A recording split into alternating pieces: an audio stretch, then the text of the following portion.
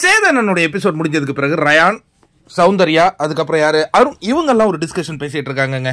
அதாவது என்னன்னா, இதுல ஒரு புது தகவல் எனக்கு கிடைச்சிருக்கு. முன்னாடி ஆண்கள் அணியிலேருந்து வெளியேறாங்களா, பெண்கள் அணியிலேருந்து வெளியேறாங்களா நம்ம பார்த்துட்டு இருப்போம் இல்லையா. இப்ப ரைட் சைட்ல ஒரு பெட்ரூம் இருக்காங்க, அதுல இருக்கிறவங்க தான் வெளியில ஏறி போயிட்டே இருக்காங்களாம். ஆமா, தர்ஷிகா, சத்யா, அதுக்கப்புறம் ரஞ்சித் சார், அந்த பெட்ரூம்ல இருக்கிறவங்க எல்லாம் எவிக்ட் ஆகுறாங்க அப்படிங்கிற மாதிரி பேசிக்கிறாங்க.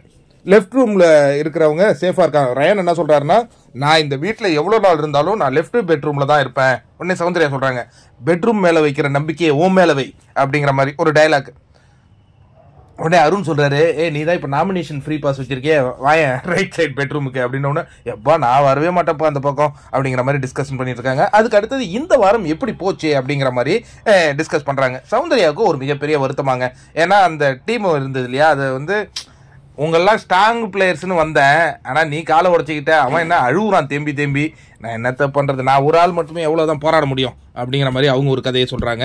அதுக்கு அடுத்தது என்னன்னா, இந்த டாபிக் வருது, நாமினேஷன் ஃப்ரீ பாஸ். அதாவது பிக் பாஸ் இந்த ஆட்டம் தொடங்குறதுக்கு முன்னாடியே இதுதான் கடைசி நாமினேஷன் ஃப்ரீ பாஸ்ன்னு சொல்லியிருந்தா பயங்கரமாக இருந்திருக்கும்ல இந்த கேமு அப்படிங்கிற மாதிரி டிஸ்கஷன் போயிட்டு இருந்தாங்க. அதற்கு அடுத்ததாக முக்கியமான ஒரு விஷயம் என்னன்னா, அருண் நீங்கள் என்ன பிளானில் இருக்கீங்க அப்படின்னா, நான் ஒன்றுமே, அருணை பொறுத்த வரைக்கும் கடந்த ஒரு வாரமாக அவர் ரொம்ப சைலண்ட் மோடில் இருக்கார் இல்லையா. உன்னே சௌந்தர்யா சொல்கிறாங்க, நீங்கள் உங்ககிட்ட ஒரு ஃபன் மோடு இருக்குது, அது நல்ல ஒரு ஜாலியான ஒரு அருணை நாங்கள் பார்க்குறோம். அப்படி இருங்களேன், எப்போ பார்த்தாலும் ஒரு மாதிரி ஏன் டென்ஷனாக இறுக்கமாக இருக்கிறீங்க அப்படின்ன உடனே, இந்த வாரம் நான் அதை ட்ரை பண்ண போகிறேன் அப்படிங்கிற மாதிரி சொல்லிட்டு இருக்காரு.